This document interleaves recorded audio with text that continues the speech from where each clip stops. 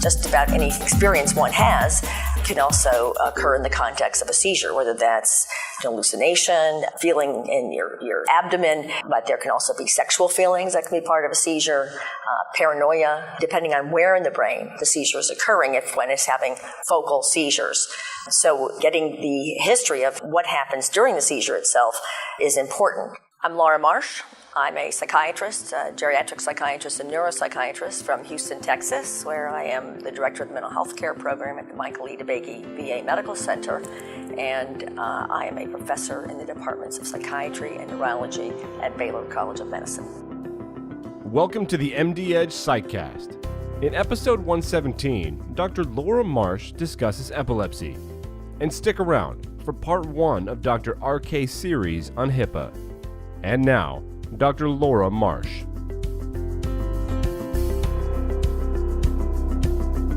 There are a number of psychiatric complications that occur in patients with epilepsy. One of the greatest difficulties we face is that the psychiatric disturbances are frequently unrecognized or undertreated when they are recognized.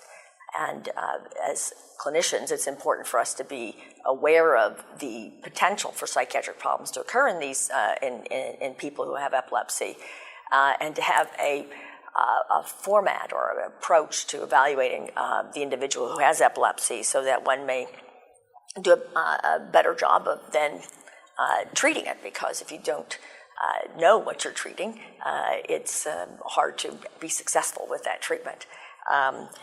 With epilepsy, the most important part of the history is to get an understanding of what happens when a person has a seizure.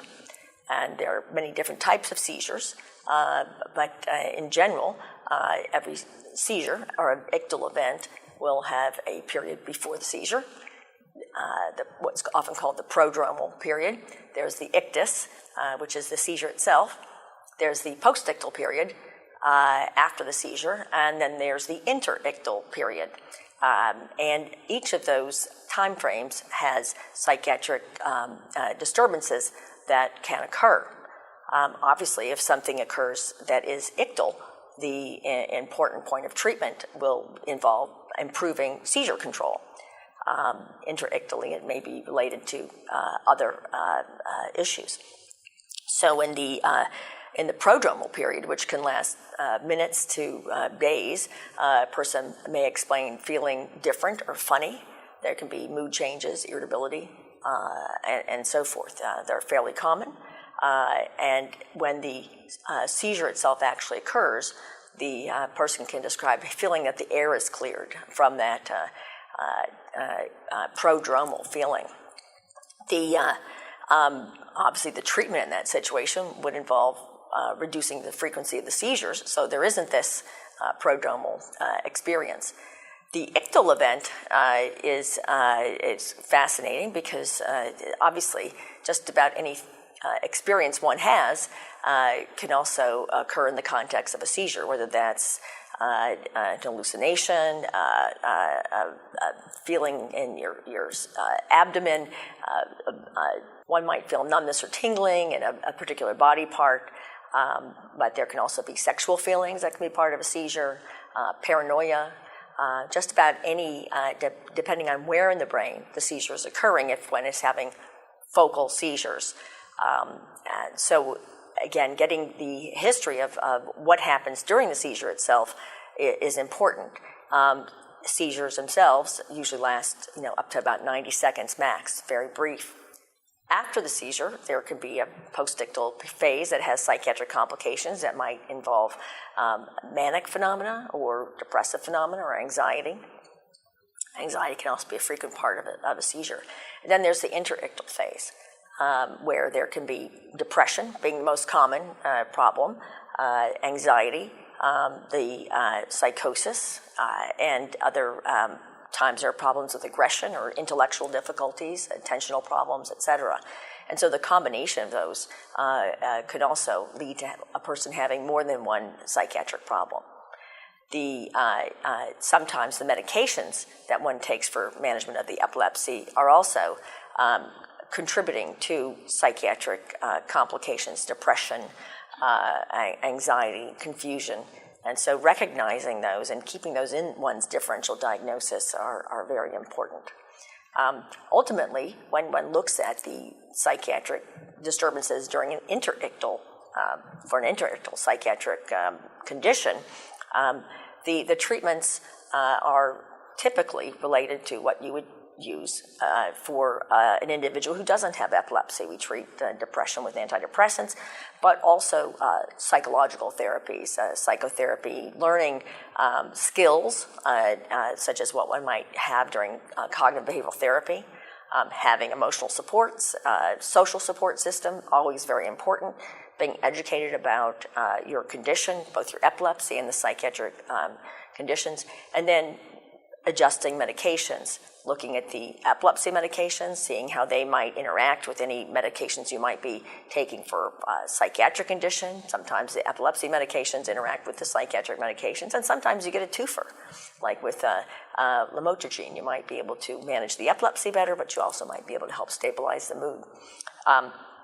And so these would be important considerations. I always refer to it as a mess. You want to make sure the person has their treatment is a mess, which means medication, education, skills, and support. If you don't get the full mess, you will feel like a mess.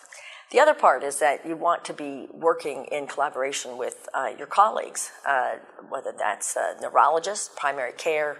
I'm a psychiatrist. I work closely with the neurologist and primary care individuals taking care of the patients, but also social workers, psychologists, nursing, anyone who can be involved in education.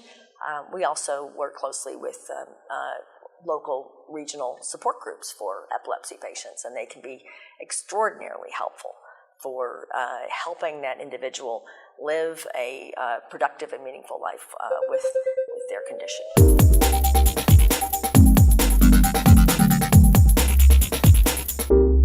It's now time for Dr. RK. In this edition, Dr. RK begins her dive into HIPAA. Here now is Dr. Renee Kohanski. Thank you, Nick. In this and future programs, I'm going to discuss the HIPAA Privacy Rule of 1996 and ask you to consider the following. Can covered entities' misunderstanding of HIPAA actually serve as an obstruction to treatment? Does the HIPAA Privacy Rule paradoxically allow even more access to patients' protected information? What are examples in which protected information can be released without a specific authorization? These examples may surprise you. Hi, I'm Dr. Renee Kohanski for the MDedge SiteCast.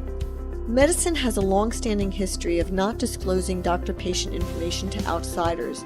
Long before HIPAA, we had the Hippocratic Oath binding us to silence, and later, AMA Principles of Medical Ethics, which says, and I quote, "A physician shall safeguard patient confidences and privacy within the constraints of the law." Let me sidetrack for a moment and clarify two often confused terms, confidentiality and privilege. I'll borrow forensic psychiatrist Tom Gutile's elegant distinction. Confidentiality refers to the clinician's obligation to not disclose information. Privilege is something of a legal term and usually refers to testimonial privilege. It gives the patient the right to exclude from a legal proceeding communications made by the patient to their clinician. Now remember, the privilege belongs to the patient. The confidentiality is the clinician's obligation. Now on to HIPAA specifically, and HHS.gov is my source of information. I'm quoting directly, quote, "The privacy rule standards address the use and disclosure of individuals' health information called protected health information by organizations subject to the privacy rule called covered entities." Now, if you guys are wondering, all healthcare providers are considered covered entities. That means you all.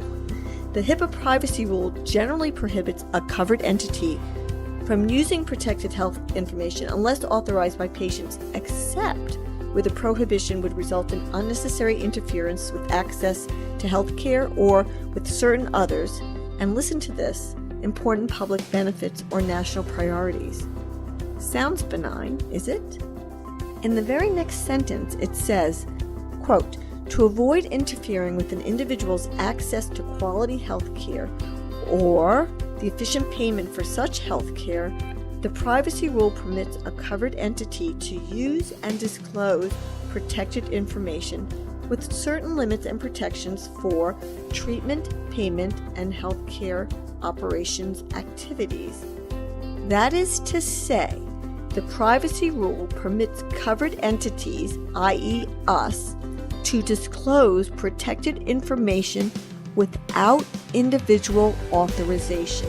Stay tuned to part 2 and 3 of my program on HIPAA, where I review instances that do not specifically require release of information by the patient. You might be quite surprised.